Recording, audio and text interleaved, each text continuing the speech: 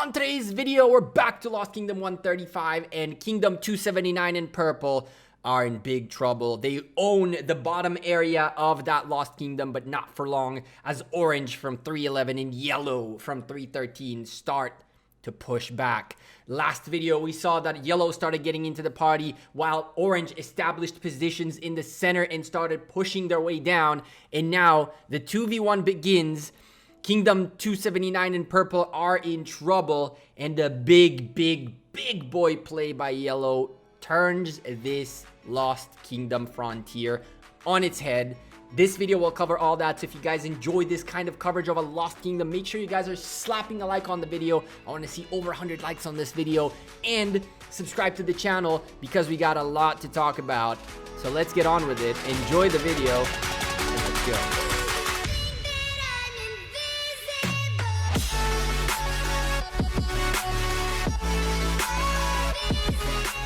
Hey there YouTube, welcome back to Gekko Gaming. We are back to this bottom frontier of Lost Kingdom 135, and things are about to get very tough for purple.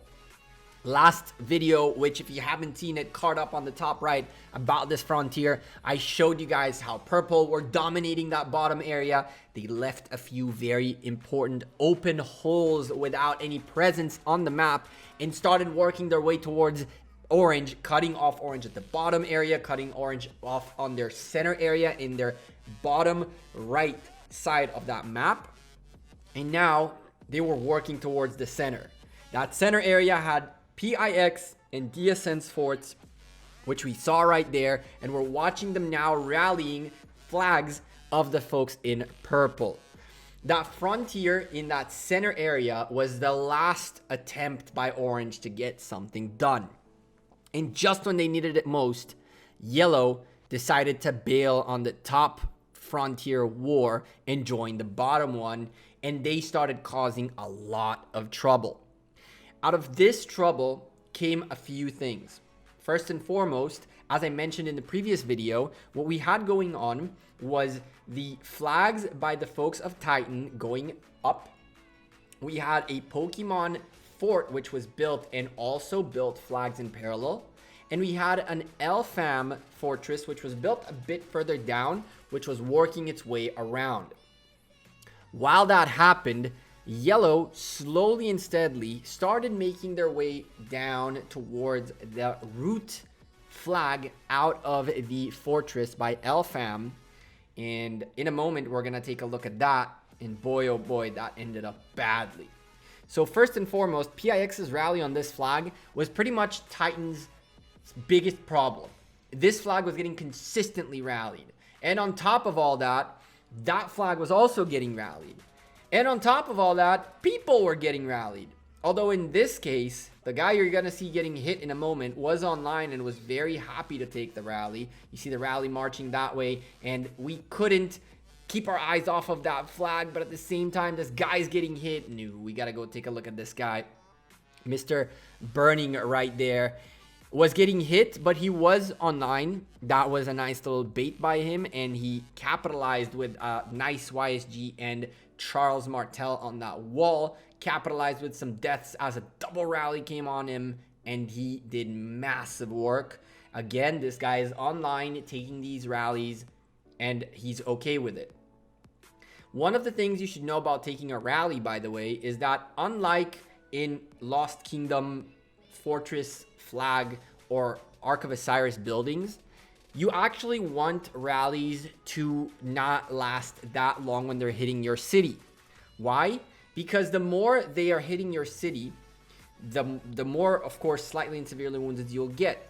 But if you put a healing commander like Richard on your wall and you heal your slightly woundeds to maintain a longer rally, what'll happen is those slightly woundeds have now possibilities of becoming severely wounded and even dead.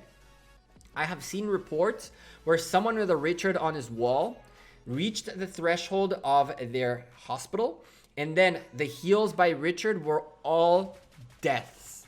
They healed and died, healed and died, healed and died. You do not want that to happen. Look at that hit. A lot of severely wounded, but big boy deaths right there. And another report right here for you guys This one had a little bit of a screenshot situation on it, so we couldn't 100% see what's going on there. But again, major situation, as Totes helped us out with some reports right there, as I mentioned to you guys. Do you remember this empty spot? There are two big empty spots, one on top left and one in that area right next to the wall of orange. Yeah, that right there became this. The folks in yellow recognized that purple has no way to get there fast. They sent a massive amount of troops to that top left corner, dropped the fortress and held onto it, and purple couldn't get their flags up there fast enough, and that fortress built. And when that fortress built, skillful craftsman thing got popped off. Yellow started flagging aggressively down and instantly had another frontier where now purple were in huge trouble, because now they have to deal with this frontier at the center, where, as you can see, yellow started cutting their way in. They have to deal with orange, who are hitting those fortresses and those flags for dear life, while yellow is cutting through the side, getting rid of all of LFAM's flags, getting rid of a few Titan flags. And on top of that, yellow are concentrated on the top left, causing ruckus there. What ended up happening in here is Kingdom 279 got outplayed. The folks in purple had their eye off the ball for way too long, and it allowed yellow to find a very good strategy. First and foremost, they cut off a bunch of flags of LFAM, making sure those guys are out of the picture when it comes to fighting against orange, leaving Pokemon and Titans by themselves. On top of that, once that got established, yellow started coming from behind. And when they're coming from behind, now it's a 3v1, especially because they can get to forts at the bottom while purple is defending up on the top. And while all this is going on, they're hitting on the top left area and gaining that ground. That empty area was a huge mistake by purple, and that really was the play of this frontier. Now, Alan, unfortunately, got caught off position. And unfortunately for Alan, he's about to lose a massive amount of troops. We're going to watch this guy get zeroed by the efforts of yellow and orange.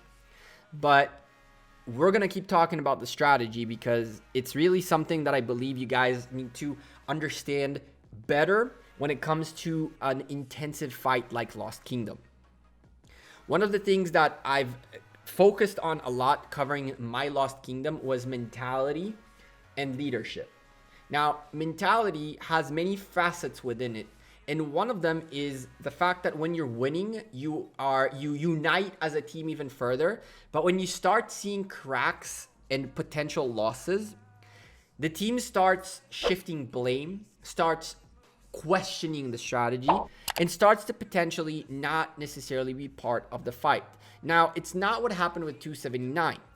But those factors do take in account. You cannot not take those in account, because once in the mental state, you're looking at a very specific frontier and you're focusing on that front, which was that center attack against orange. And all of a sudden someone comes from behind and from the top left, where you will have no presence, and you're getting hit here, but you're getting hit there, and you're actually focusing here, and now you're getting hit from behind. When you cause chaos, and you cause people to start going, where do I need to go? What the heck is going on? That's when you take control.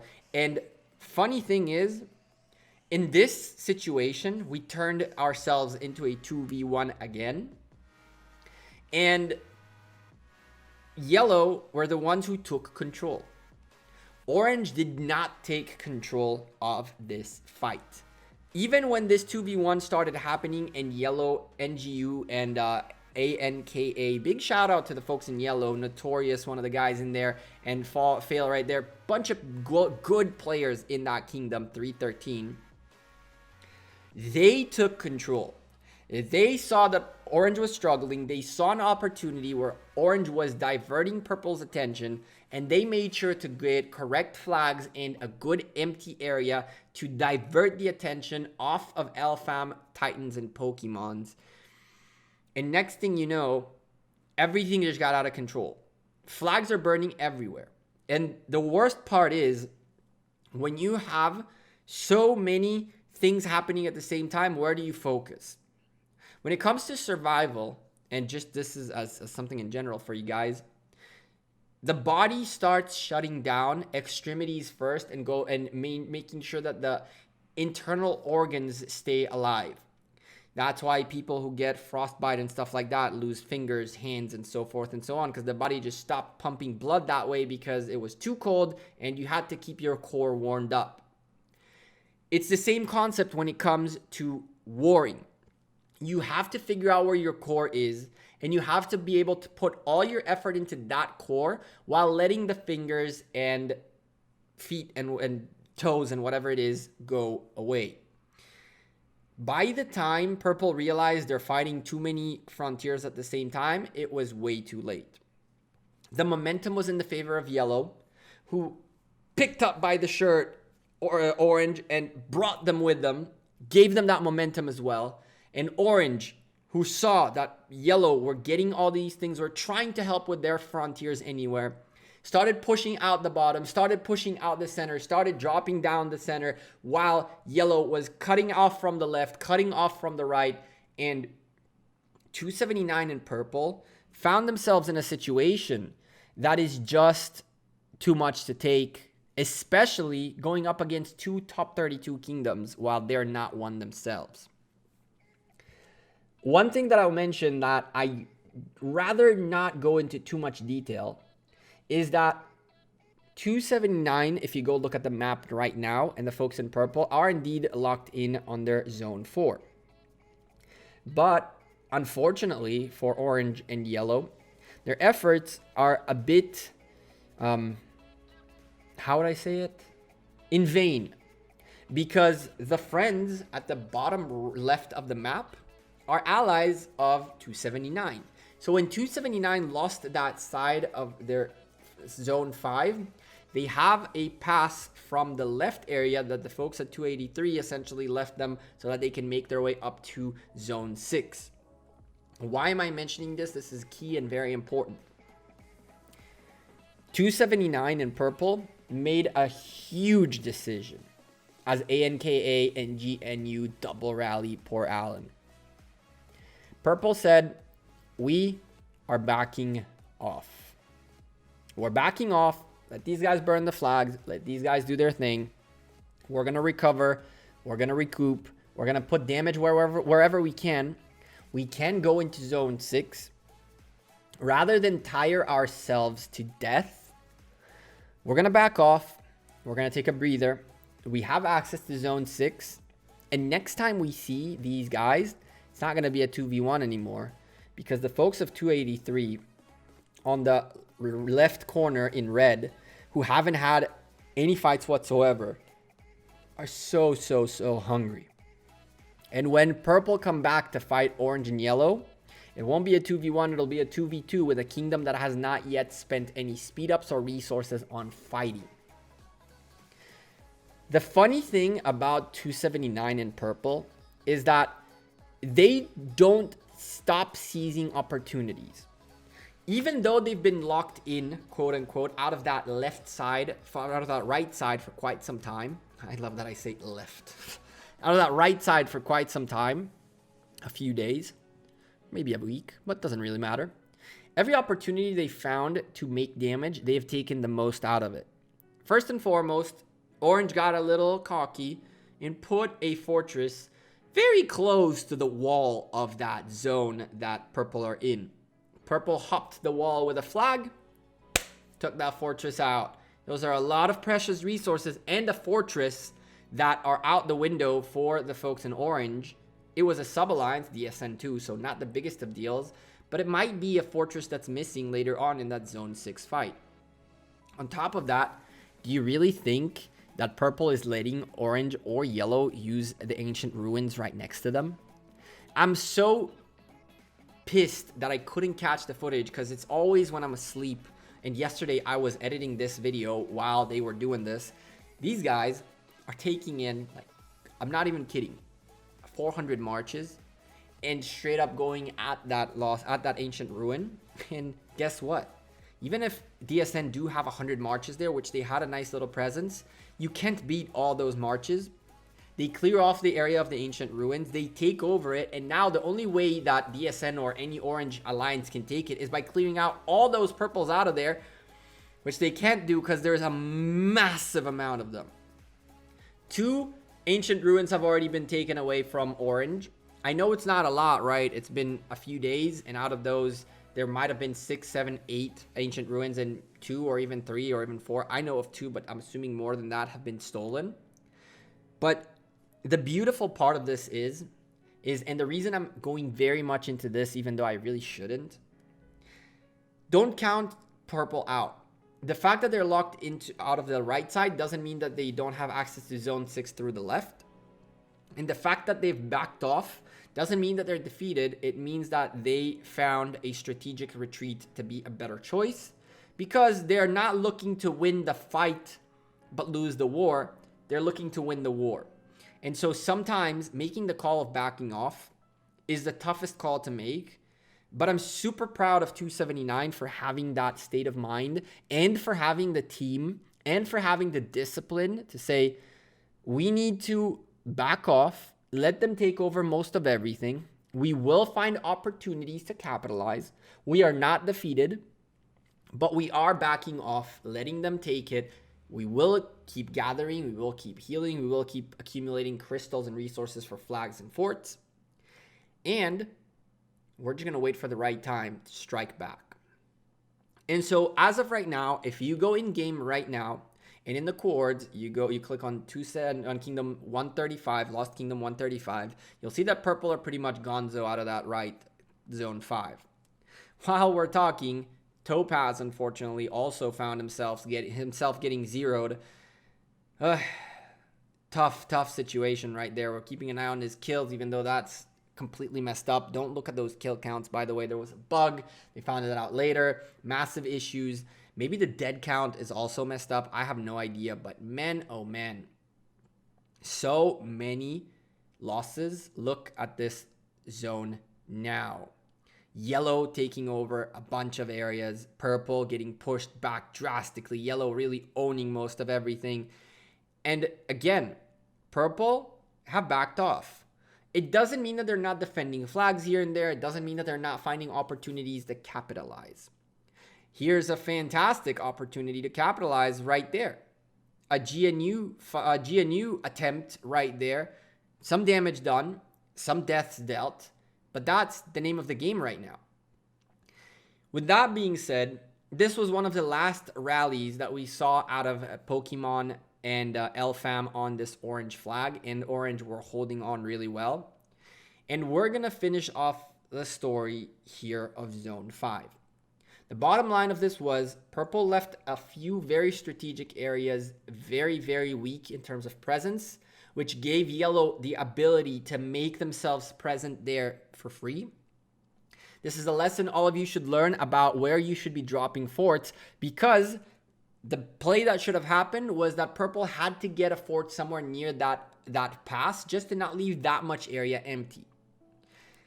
Secondly, remember that it's not over until it's over. If orange had given up when I thought they should have given up, well, I didn't think that they should have.